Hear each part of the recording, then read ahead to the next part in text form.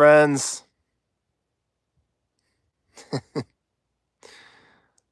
welcome back to the Outpost Wasteland. As you can see, it is beginning to thaw, which is music to my eyes.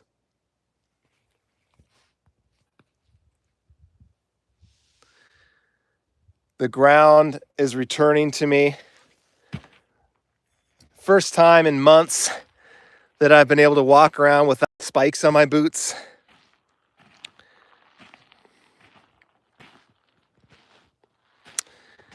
Though I still can't get my car down here, so I'm still using the sled to transport goods to and from the distance where my car is parked way up there.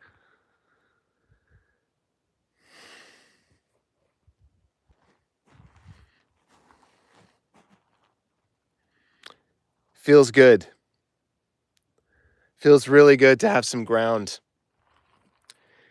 I don't mind the cold.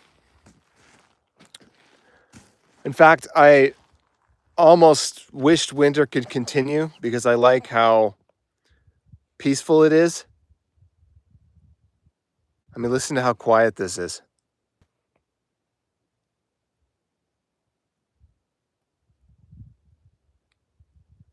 All I can hear is the blood in my ears. I've really come to enjoy winter since moving out here. And part of me kind of dreads the arrival of the on season where I'll be expected to do things and go places. But on the other hand, it is wonderful to be able to walk around and move. That's actually been probably the biggest hardship of this winter for me, is just not being able to walk. I've done my little snowshoe walks, but it's not the same when you can't see anything and there's nowhere to go, and it's just like every step takes so much energy. It's kind of demoralizing after a while, and I'm really looking forward to being able to just like trek, freely hike again. That's going to be nice. But yes, tiny house, snakes, those won't be back for several more months, so I've got a nice comfortable spring to look forward to. Really, the snakes and the wasps don't really become a problem until like early summer. Oh, hello. Mr. Attention wants to join the show. Welcome, Bob.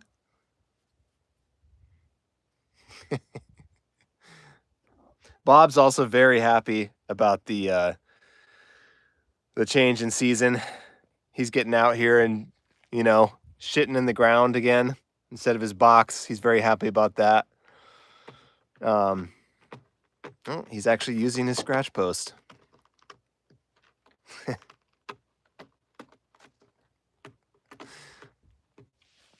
He can't exactly roam freely like he likes to, but he has this.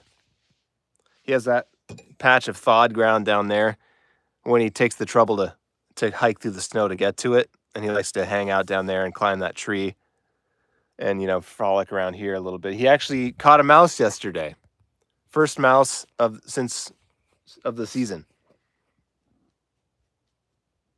Luckily, I was able to capture it and rehome it before it became another mess underneath my bed.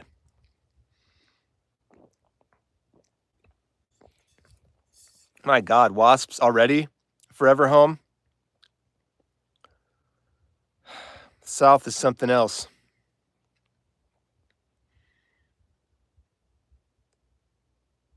Yeah, I don't know when spring actually technically begins, but it's going to be a while before it feels like spring here. I don't remember exactly when it happens, but when all the snow melts off, it'll just be like a dead, muddy wasteland for a long time, a month or so.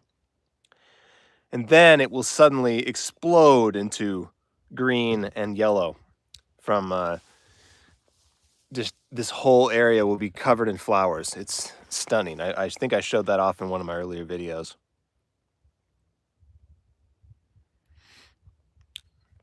It's a beautiful time of year. Pretty short. It's a short window between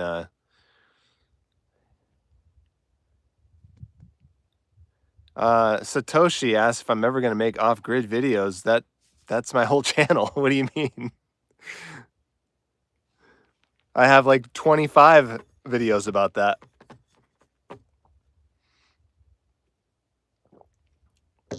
Go enjoy if you in case you missed it. At this point, I'm not sure if I'll be doing a lot more building like that because the next project is building an actual house, which will go down there on that little building flat pad. And that is actually happening. It should be happening this spring. Everything is lined up for it. I have the design, I have the permit, I have the builder, and the last little step is just getting a construction loan to finance it, which I can safely do now because I have a job. So yeah, I'm going for it. I can't see any reason why it won't happen unless the only obstacle. Apparently, I just heard because of the weird trade stuff going on in the US, we're I guess, like, gonna lose access to Canadian lumber, which is like a huge percentage of our lumber here. Or at least it'll be more expensive or something. So people are saying the cost of lumber is gonna rise dramatically again. We just got finished with that. Just started to normalize, and then more bullshit has to happen. So I'm hoping that I can get the project started before that happens, before it like kicks in, get the lumber purchased. But yeah, there's always something. The world cannot chill for a damn minute. Yeah, sure thing, Natasha. I'll get on that. If only it were that simple to be comfortable out here. I mean, I guess it could be if I wanted it to. If I wanted to really, just really simplify. Oh, there he goes. Bob's on his way to work, commuting. Let's see where he goes.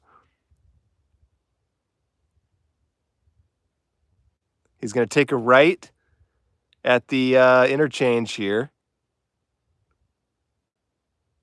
and head toward Mousetown.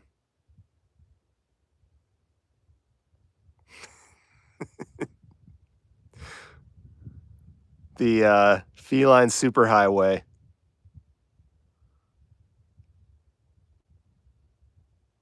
That's Mousetown right there, in case you were wondering. Headquarters of the Mousian Empire. Let's go check it out. Let's see if my Wi-Fi will extend this far so that we can go on the journey with him.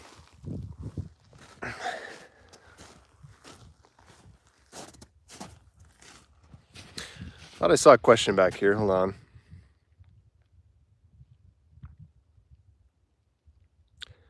Seriously, the bullshit, you guys. The government, the drama, like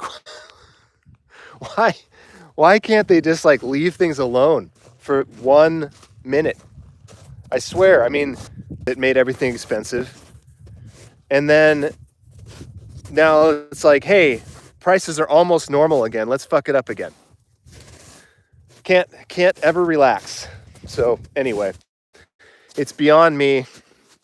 I can't do anything about it. So like I was telling him yesterday, I feel like living in America, maybe living anywhere in the world these days, it feels sort of like one of those factories. It's like being a mouse living inside a excavator or something. And it's just like this vast world of machinery, gears turning, conveyor belts, things smashing up and down on and you're just like in there and you don't know what the machine is or what it's doing. And you're trying to build your little nest, trying to find some food. And, you know, you never know when suddenly like trap door is going to open, a blast of steam is going to come out. Like maybe the whole thing that you built your nest in turns out to be like the piston of the machine. It's now going up to squish you against the ceiling. It's just like, you just can't predict anything. So all you can do is just like keep building the nest and just kind of like wait for your moment to come, I guess. And enjoy the time you get. That's where I'm at. And that, to answer your question, Wyatt, that's why I'm drinking ancient mushroom elixir, which gives me energy, clarity, and mood. So let's go find Bob.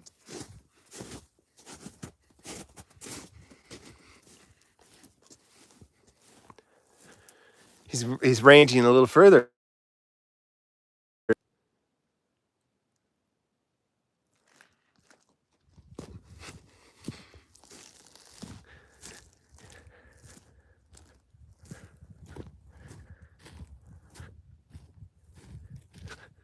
The more he gets out here and explores and has fun, the more peace I have in my home. Because if he doesn't do this, he terrorizes me instead. This is the giant grave that I dug for a giant that I'm gonna slay. Actually, it was a test trench for the house, which you can see those stakes there are going to be roughly the dimensions of the house. This will be the back corner, this little pink stake, and then the second stake from the end there is where the house will end, and then it's the deck beyond that. So it'll go from there to there, if that makes any sense visually. And it'll just be like a nice little cabin. It's going to be, incredibly small for a house, but incredibly huge for a shed, which is what I'm used to. So I cannot wait. It's by far the most exciting thing in my life right now is just thinking about having that house, having a cozy little cabin to kick back in, having a porch to relax with covered porch that'll protect the wind, and I can like sit there and just enjoy my beans and make a fire in the morning and have all the just like simple rituals of day-to-day life that I sort of have currently, but they don't really work in the space that I'm in. It's just too small. There's a threshold where even simple life doesn't work, and I'm definitely under that threshold. So I need a little more. This is going to be perfect. So, yeah, so a lot of stuff is happening.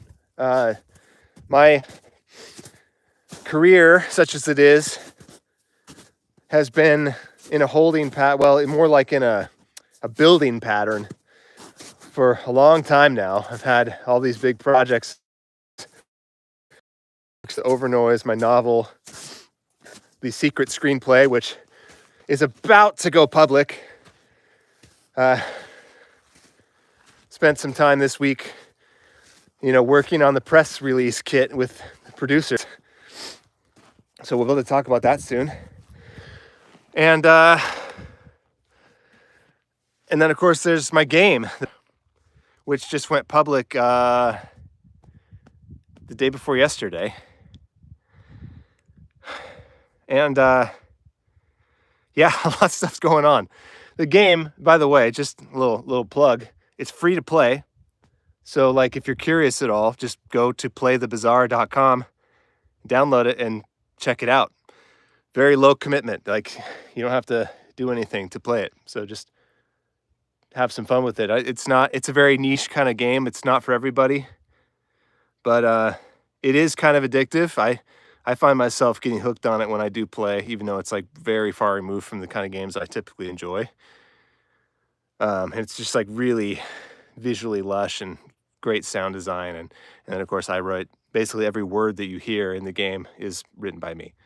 So it's like dozens and hundreds probably of characters that are all fully voiced, and everything they say, I wrote it.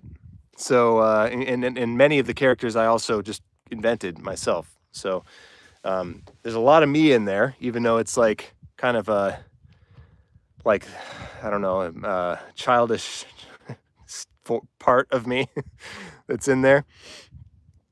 But it's kind of, I've often compared it to like a playground for me. It's just like a creative playground for me to go in there and go wild with very few limitations onto what I can come up with for it, because it's kind of this like wacky, anything goes sort of sci-fi fantasy setting. So you can have, robots, pirates, undead, spirits, whatever you want. So,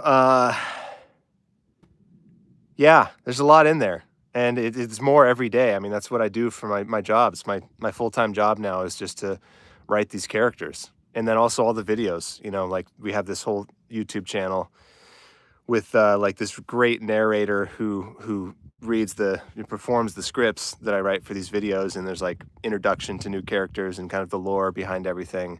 I'm making that all up too. I write the scripts for those videos. I put them together, the storyline with the characters' lines and everything, and then another guy makes the video. A fly just flew in my face. They're back. There's life in the land once again. So yeah, it's a funny moment. Like there's a lot of controversy about the game right now, because they on the day that they released the public beta, they also unveiled, the monetization plan, which is rubbing a lot of people the wrong way. And I don't really understand it myself, because I don't know what's normal for this industry. But yeah, it's a weird time, because like on all the platforms for this game, the YouTube comments, the Discord, Reddit, and everything, it's just like vitriol everywhere, and a lot of dire threats that, I don't know how seriously to take them, but I'm just like, well, all that aside, the game's there, nobody's making you pay anything. You go ahead and enjoy it if you can. So yeah, check it out. Listen, if nothing else, open the game and interact with some merchants and just click on them and hear their stories. Every character in the game has kind of like a little story time. If you click on their portrait multiple times, you'll cycle through all the lines of like their backstory, and they'll talk to you a bit. So that's where I really get to shine. Is those parts where I get to really like talk about what they want to talk about, instead of like the needs of the game. So I've put if you compiled it all, it's like probably a novel's worth of storytelling already, just in the year that I've worked for them. I mean, just thousands of lines for so many characters, and it's all like connected. I mean, there's a world to it. So yeah, check it out at your leisure.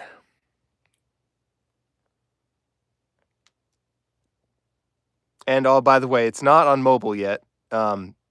It is going to be on mobile eventually, but that hasn't happened yet. So don't expect to find it in the App Store or anything. You just have to go on the website, playthebazaar.com, and download it.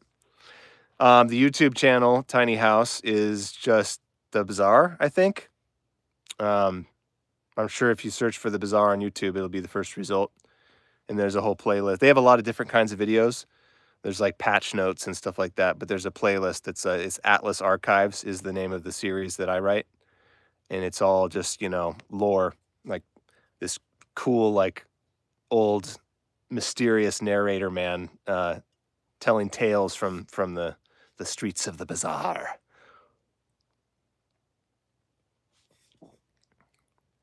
So yeah, that's happening. That's exciting. Really hoping that the game takes off and like, gets a wide audience and people can enjoy all the stuff that I'm creating. But also it'd be nice to have job security, So there's that, especially as I'm about to, take the plunge into building a house and going into debt. It'd be great to continue having a paycheck. The goal is to get this house built. Once that's done, I won't really need a paycheck at that point, because I'll have everything. I mean, once it's done and paid off, I should say. It's a much less debt than it would be if I were to actually buy a house, because I'm already here. The land is already mine, and I just have to build something. but it's still, everything's expensive. It's gonna take a long time to pay off, unless I get a bunch of windfalls. But once it's paid off, uh, then I'll be pretty much free to do whatever the hell I want, which is like the ultimate goal. Like my definition of success is just to be able to like live my life and not have people breathing down my neck about anything. I would love to be able to just like unplug for 6 months and write some bizarre novel, not that kind of bizarre, the other spelling, bizarre, not bizarre, some just strange tale that is not commercial and won't sell very well, but makes me happy. I'd love to be able to, just dig into like weird video art, make videos out here that no one's going to watch, that don't further my brand in any way. Just all the things that I would love to do if I never had to think about keeping my career going. Because unfortunately, even in this situation, that's still a factor. I still have to feed the beast, even though I mostly do it in ways that I enjoy, but it's still kind of a job. So yeah, if I could ever just like I don't want grand luxury or anything. I don't need to be traveling the world and buying cars and whatever. I just want to like live.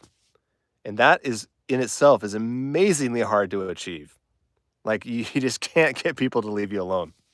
Sometimes even you hire people to take care of things, and then like hire a tax professional to deal with your taxes, and then they come to you with more problems. They need you to sign forms and mail them things and calculate things, and like, do I need to hire another tax pro to deal with the tax pro? Like how many layers before I just can like turn it off and enjoy life? So I don't know. It's incredibly hard to get to that point in modern life. Bob achieved it. All he needs is mouse. Right, Bob? Bob's just like a trust fund kid. Dad takes care of everything for him. He doesn't even know it or appreciate it. Oh, Romina wants to see my shower. So, there it is. In fact, you reminded me I should probably take a shower today. Because it has been a while. Since I got back from Montreal, in fact. There it is, though. Beautiful, right? It actually made it through the whole winter without freezing. I'm so pleased with that. This is a very clever little faucet thing where the faucet goes back to the other side of the wall. So when you turn the water off, it actually stops the valve on the other inside of the wall where it's warm. And then all the excess water out here just drains out of these little holes. Bob just jump up here? Oh, that was just the door. I thought, oh, he jumped on that. I thought he jumped up. Yeah, so it's nice. Quite a view. It's not as bad as you think, Natasha. It's like, I was braced for a really bad time. And thank you, Wyatt. I was pretty damn proud of this thing. I mean, like, this was a serious amount of construction. I like sank posts in concrete. Getting this whole thing square and level was really challenging. And then like actually framing it to withstand the insane gale force winds that I get out here was something I really wasn't sure I could pull off. I've even got a little latch here. So in the summertime, when it's not cold and I don't have to worry about that, I keep the door open, enjoy the view. But in the winter, I keep it sealed tight, keep the wind off me. Not bad. So yeah, when I started it, I was like, I had a big fuzzy bathrobe, and I'm like, I gotta wear sandals and get all geared up and run out into the shower, and I thought it was just gonna be horrible. But the more I did it, I'm like, this really isn't that bad. Like I'm plenty warm inside, and it's not very far to get to the shower. So these days I just like come out here fully nude and I just walk barefoot across the snow into the shower and get the hot water on, and then I'm like perfectly comfortable once I'm in there. And you know, I get all toasty from the hot water, and then I just hop out and make a run for it. And you know, I don't lose body heat in 10 seconds, so it's no problem. I get back in here and dry off and get comfortable. So yeah, it's I don't know, Natasha. I'd scream, I guess, till some neighbor picked it up. Oh, look at these fuckers. They're back. These weird little like a different kind of fly that's alive early. And yes, I see the mold. It's unavoidable on these windows. They get completely soaking wet in the winter because of the condensation. And it's just like I can't keep it clean.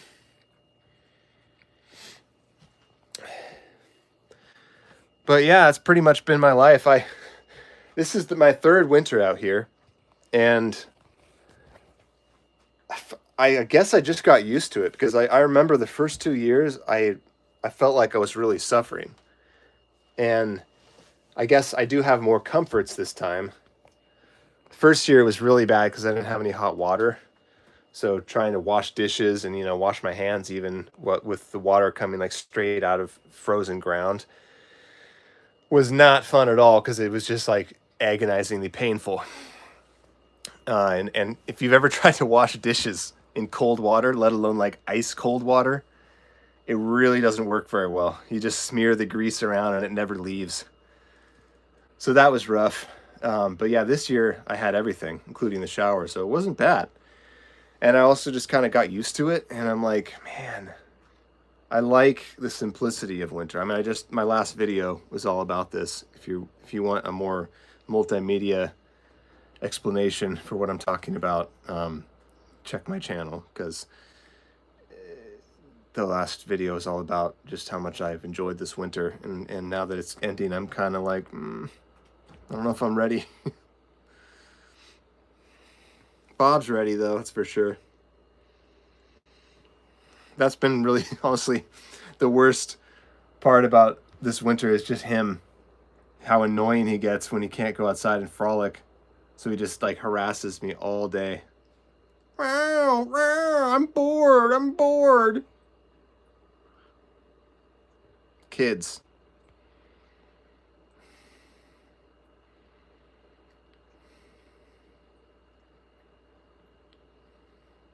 Oh, somebody a while ago asked what the temperature is. Right now, it's 50 degrees Fahrenheit. So it is comfortable. The weather took a huge shift during the week that I was gone. It went from like, I don't know, 20 degrees or something to up to 50. It's just like springtime. Everybody's comfortable. I'm walking around. When I got back, I was like, I had to haul in all my groceries and baggage and everything from my trip in that sled. And just the workout from that got me so warm. I was walking around with no shirt, just surrounded by snow, but it was like comfortably warm. And it's just like, wow, get some sun on my back. It's beautiful. What's up, Holly? Playing Fallout and changing diapers. Sounds like the life. Dealing with a fallout of another kind.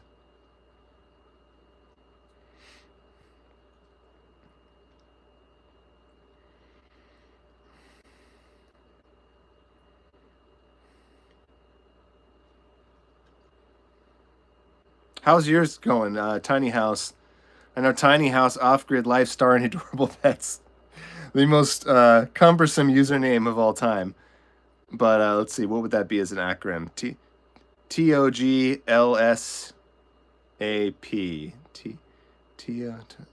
TOGLSAP. Toggle sap. Is that right? Yeah, I think I got it right. Toggle sap is another tiny house dweller. I think, as I recall, even more off-grid than me. Like truly struggling, no water source, etc. So how's that been going? How was your winter?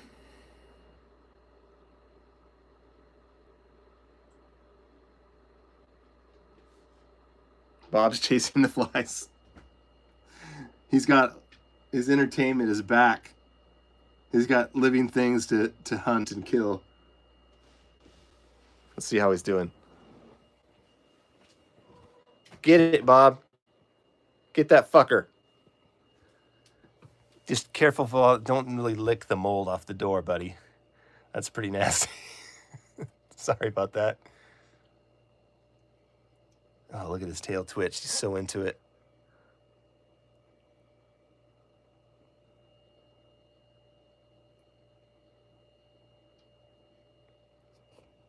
Now I'll probably just stare at it for a long time.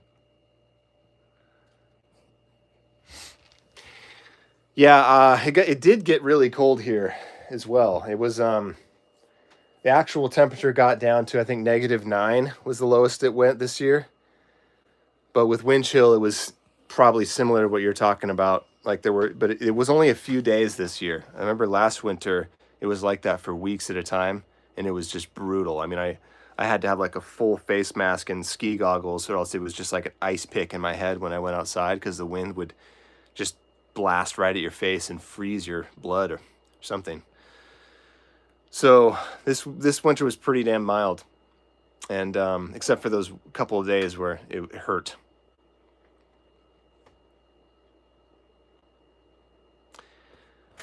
So what are these gems in the live stream in the corner there? I see there's a spot for like people in the room.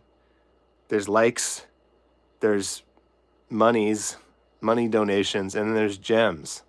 What are these gems? This is some new monetization scheme. I'm still waiting for more donations from North Korea. Where did my drink go? Oh, damn it. Left it outside. All right.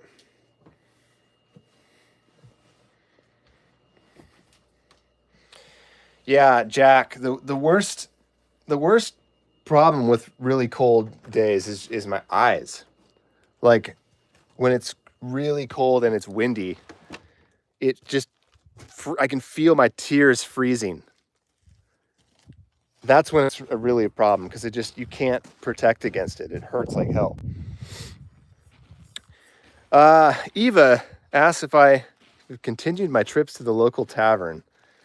I kind of dropped out, honestly. I'm in a weird place in my life right now. I just like I don't want anything. I don't know what I want, if anything. I got back from I just took this trip to Montreal last week, which was kind of my attempt to get back out there and like enjoy the finer things again. And it was also kind of a business thing. I wanted to go to some of the old Warm Bodies film locations and shoot some videos there, which I did. I posted one of them on Instagram and TikTok a couple days ago, and then I have one more from another location. But the idea was like I just finished a bunch of crunch time projects for my job and all the other projects, and I had some time off, and I was like, I'm gonna take an actual vacation. So I went to Montreal, and like I visited a friend that I met on the movie set back in the day, and tried to enjoy the urban life. Went out to some restaurants and had some nice meals and drinks, and did all that, and it was like I enjoyed it. I had a few moments of like tapping into that. Like there was one meal in particular where I remembered some of the things I used to like about living in a city, where it's just like eating a really exquisite meal is something that like you can't do it at home. I mean, unless you're like a professional chef. Even like the best home cooked meal, they're wholesome and satisfying in their own ways, but there's no substitute for like the science and art and craft of like cuisine, when someone is like really dialing it in, like just the perfect balance of flavors and like really subtle ingredients, stuff like that you can't get outside of that high-end environment. So I had a meal like that, and I was like, "Oh God, I remember this like other realm of kind of transcendent sensation that I hadn't really felt probably in years." Because out here, I mean, there's nothing like that out here, and even when I go back to the city, like Seattle area, I don't go out to restaurants like that because I'm just like hanging out with my family, and I'm not like going on dates or anything. There's no occasion to have like a gourmet dining experience. So it just hasn't happened for years, and I wanted to experience that again, and I did, and it was beautiful. And but what I'm long-winded way of saying, I did all that stuff for like a week. I tried to live it up, and I just on my way back, I'm just like, what was that? I mean, did I? That was so much effort, so much struggle, so much money, just like the amount of mass quantities of energy I poured into making that week happen. And I come away from it pretty much feeling tired. Like I'm not energized. I'm not more excited about life. I'm just like, well, that was something. That was a thing that I sort of made myself do to prove to myself that I'm still alive. And then I got back, and I got back here, and I just walked into my little shack and sat down on my desk, and I was just like, oh, it's so good to be back. I just I just want to sleep in my own bed with nobody around, nobody poking me, nobody saying, let's go do this, let's go do that, give me attention, etc. Just like living my own life. It was so satisfying, and it just made me think like, shit, why am I doing that then? If all I really want is just to like have peace. Peace is easy to attain. If you live alone and you're single, no kids, etc. Uh, it's a low investment prize. So I don't know. I can't remember what question I was answering with all of that. Somewhere back there is a question. Uh, that's a good point, Holly. Bob Bob does play that role sometimes. But see, with Bob, if he crosses the line, I just pick him up and I take him down there and I put him in that tree and then I come back. And he takes a while to realize that he's been duped into entertaining himself, and then he'll eventually come back and hassle me again, but I get a moment. That's the equivalent of like giving a kid an iPad, is I take him down there and give him that tree, and it buys me some time. But you're asking about the meal. I'll tell you that it was scallops. It was just like two little scallops, just cooked to perfection, like golden brown, crispy exterior in this. I don't even know what was in it, but some kind of like French sauce. But it was just like every flavor that your tongue can experience, kind of like perfectly balanced and just activated at the same time. And it was just those are the kind of meals that I really respect. Like, of course, who doesn't love like a big, rich, satisfying meal, a big steak, potatoes, and whatnot? Some heavy, earthy kind of meal. But it's the really simple ones. Like you can't get full off of it. It's not meant to be like the entire dinner, but just like where the whole dish is like 2 bites basically, and it's just they've fine tuned it so much that it's just like an explosion of flavor, and it's not really about like eating and getting full. People always complain about like small portion restaurants, but like that's why it's like that. I mean, there's a time for getting full, there's a time for like having an experience, and yeah, they're not always the same.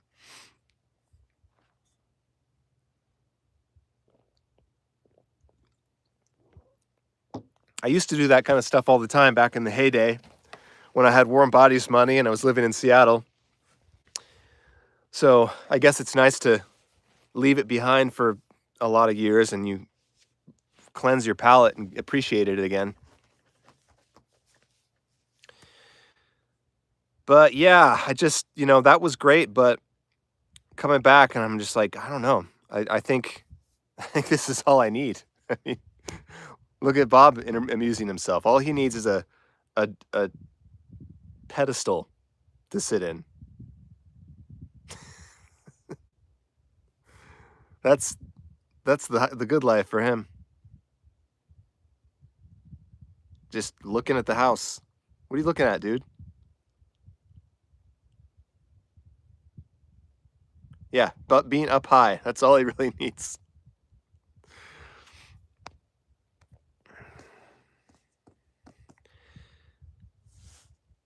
I don't know what he's looking at. He can't get up on that roof.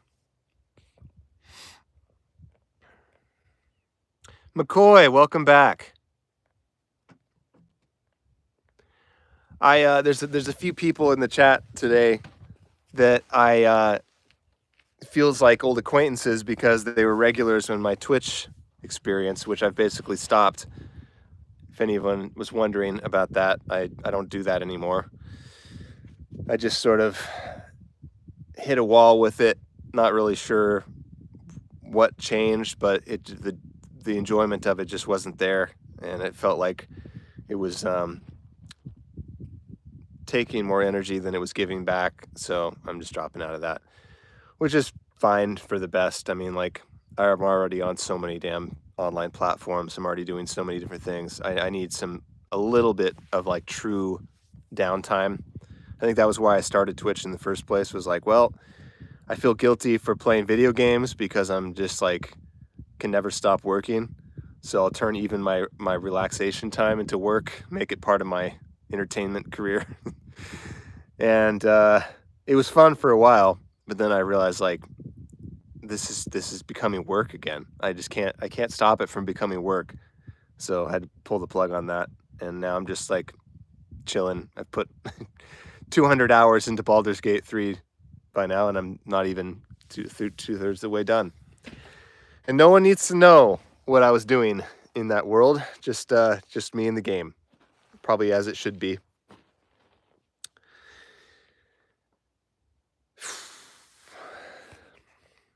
Okay, I'm gonna scan some chat here.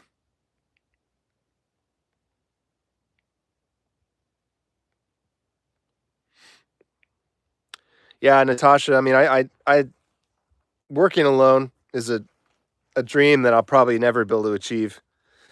Even without the bazaar, even when I was just a novelist, I still sort of working for people in a way, or at least working with people, because I had my agent who would always be the antagonist every criticizing everything that I do, which is his job.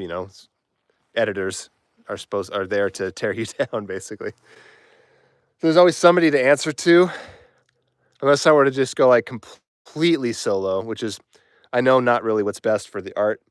In fact, I encountered that with the Overnoise because I only worked with my agent as an editor and with the many drafts with him, but nobody else had given me feedback on it.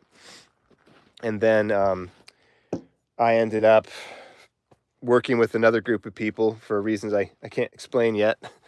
And they gave me more feedback on it that my agent had never mentioned. And I was like, oh shit, they're totally right. Wish I had talked to them earlier. And because it went right past me, it went past my agent, but other people saw it.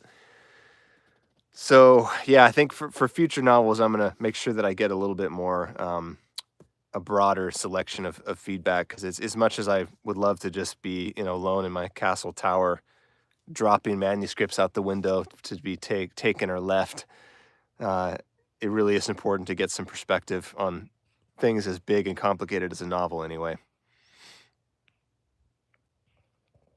Thanks, Natasha. Yeah, I mean, this YouTube channel, oddly enough, it's kind of standing the test of time. Like I've reduced my output quite a lot. For for the first year or so, I was trying to put out a video twice a month.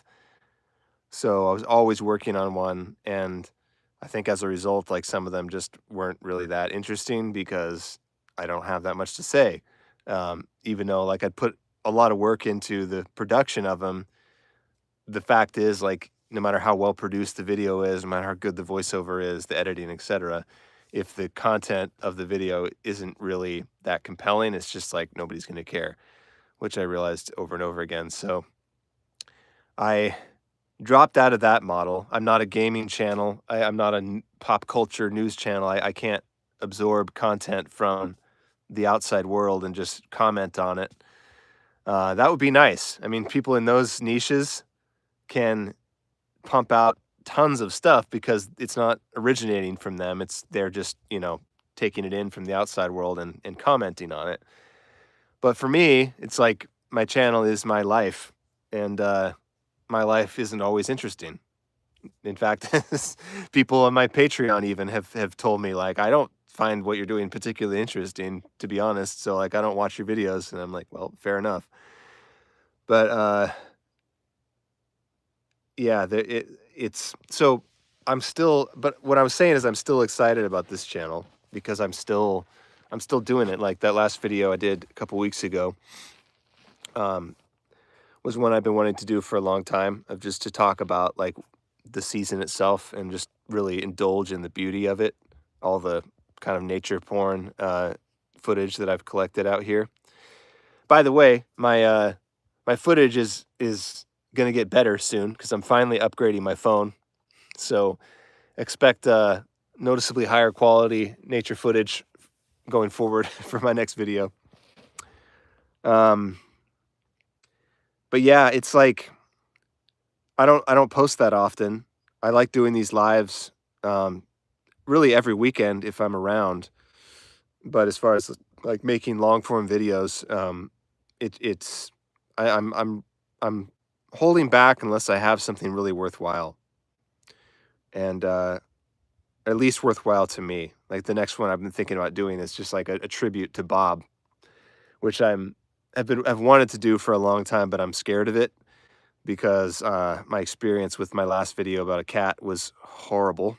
Even though it basically like made my channel, it was also a nightmare because people are just really fucking opinionated about anything to do with animals. So if you talk about a cat in a video, you're asking for trouble. And I vowed to myself, like, I'm never going there again after that Watson experience. I had to, shut off the comments on all those videos, and people still track me down to other videos just to like shit on me. It's really horrible. And like, you'd think you'd get used to it and it just like wouldn't hurt anymore, but it still stings once in a while, especially because it's not every day now that I've turned that stuff off. And so yeah, I'm hesitant because I know like if I talk about Bob at all, I know there'll be people who will be like, why are you letting him outside? You're a terrible person. You're killing the environment or whatever. And I'll have to explain all that stuff and deal with those people. But I don't know.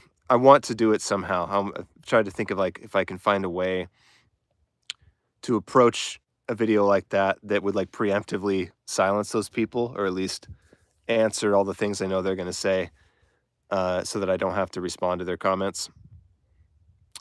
As long as it doesn't go viral again, I'd probably be okay. That's what I've found, is that videos that just are normal, like that go to your own audience, are pretty chill usually. Like the comments are generally humane and kind. But once it crosses over this threshold into like the viral realm and it's getting shoved in people's faces who like kind of didn't ask for it, that's when it gets hostile. It's when people get like this antagonistic dynamic develops where it's like people think that I personally went to their door and showed them the video, like it's a statement that I'm making to them, and they're like, well, actually, I disagree. And I'm like, dude, take it or leave it. I didn't make this video for you personally. You would have done something different. You have a different perspective on cats, whatever. Like, go ahead and enjoy it in your own life. You don't need to find. I had somebody a couple weeks ago went to my channel trailer video because all of my everything Watson related is muted, the comments, because I just couldn't take it anymore. And this guy came to my channel trailer to comment, and he was like, "I saw that you muted, turned off comments on all the other videos. However, it was incumbent upon me to track you down so that I could how do you put it? Uh, it was something like, I can't remember, his phrasing was amazing, but it was like, it's incumbent on me to correct your incorrect opinion about cats, and then sent me like this wall of text about just disagreeing with all the kind of casual uh, speculative commentary that I had in that video about how I think cats might think. And it's just like, yeah, I guess autism is overrepresented in the internet cat space, I would say. I would like to be generous and write it off as that, and not believe that just like the whole world is fucking crazy. But it often seems like there's a particular kind of mentality that finds its way to me whenever I talk about cats, and it can be scary sometimes, especially if you don't know the person who's talking and you don't know what you're dealing with exactly. So those are my fears. Um, I probably do it anyway, though. Maybe I'll just leave comments off from the beginning and see what happens.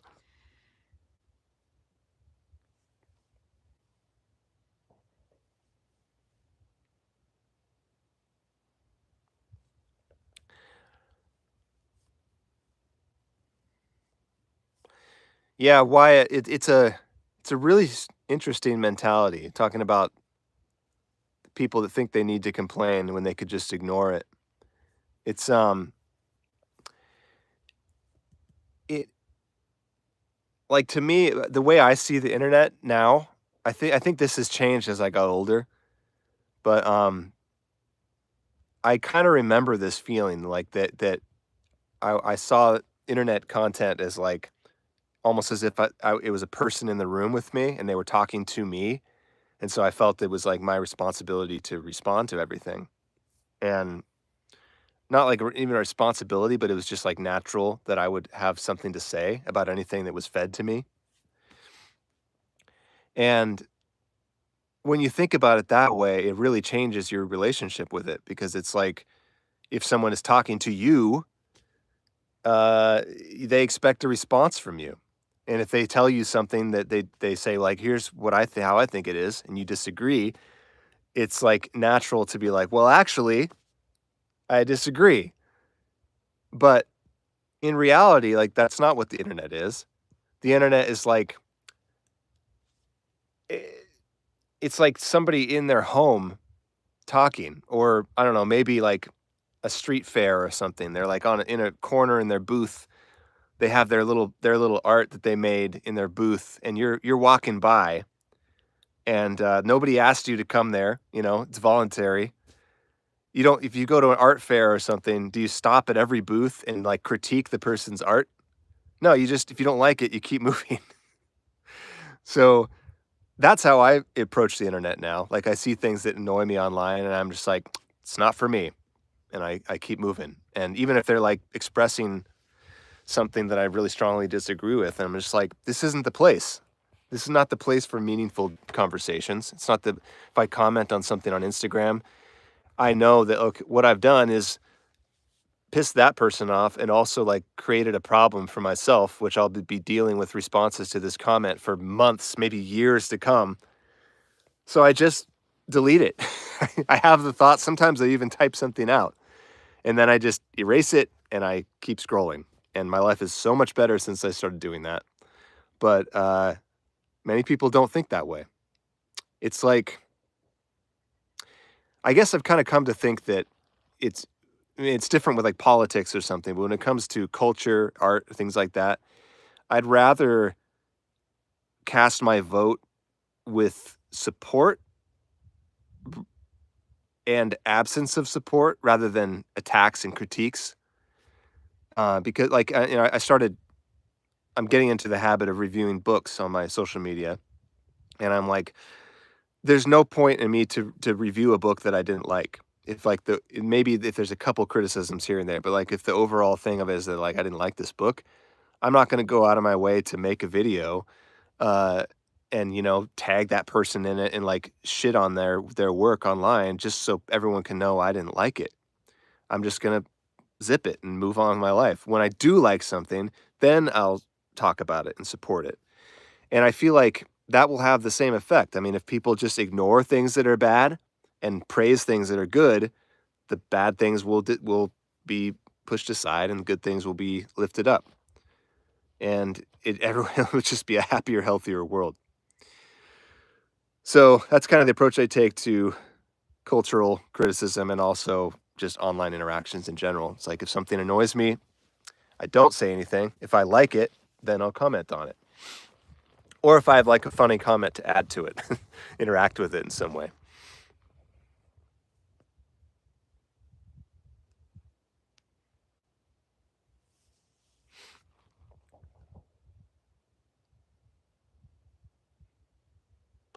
Yeah, Holly, I think some people have this idea that like it's sort of their responsibility to point out things that are bad because if they don't, then no one will know and they'll it'll get rewarded.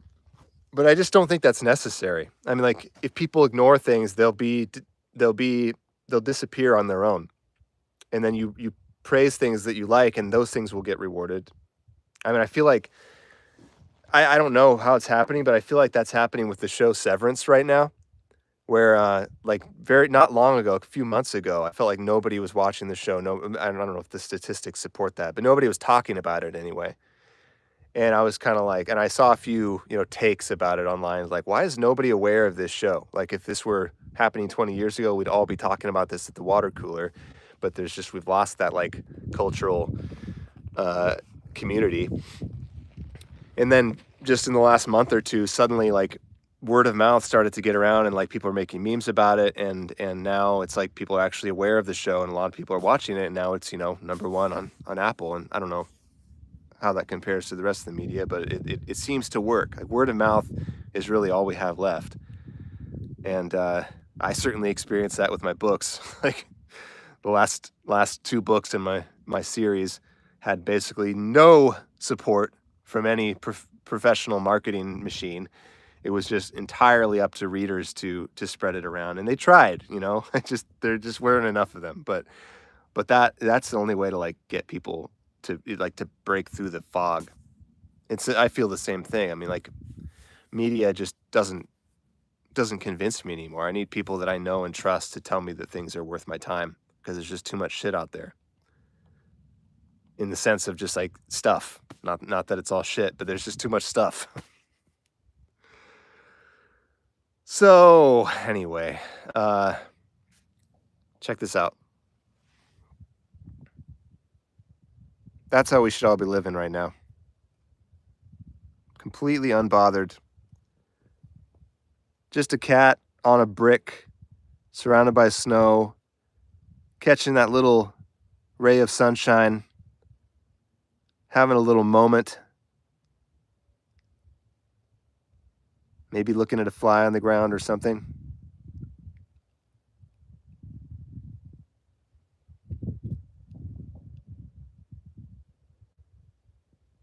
Next to the trash cans and the shitter.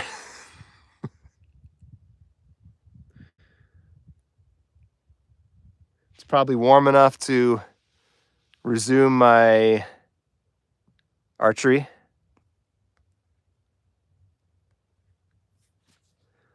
Life's okay. Someone's shooting guns off in the valley. Clouds are epic. Look at this. Oh my God.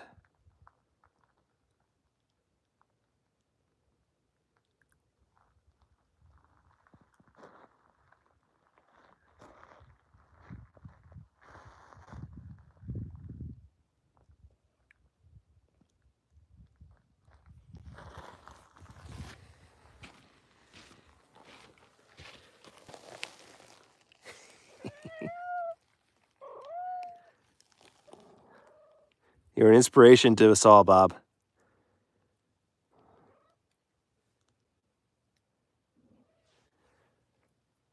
Good stretch.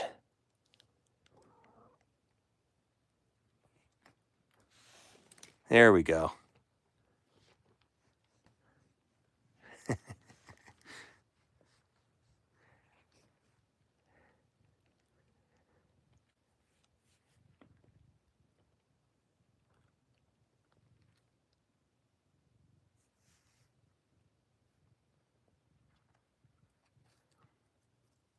Stargazing is fantastic, see Dizzle. When it's clear, you can see the Milky Way just ripping across the sky. I've seen auroras out here. I saw one green meteor shot across the horizon out there. I thought it was a UFO for a second. It's like a bright green flame that just went shoo. But apparently that's not as unusual as I thought. At the moment I was like, what the hell is that? Meteors aren't green, but apparently they can be.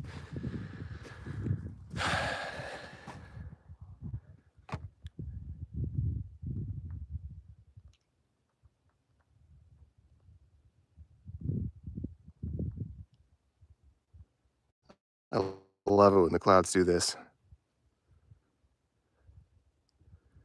It's so huge. Just this towering expanse.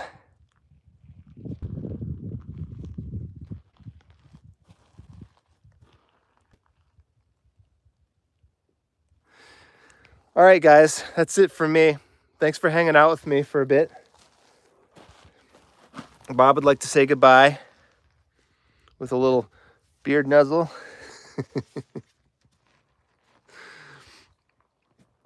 Hope you all have a good rest of your weekend, whether you're partying or staying home like me.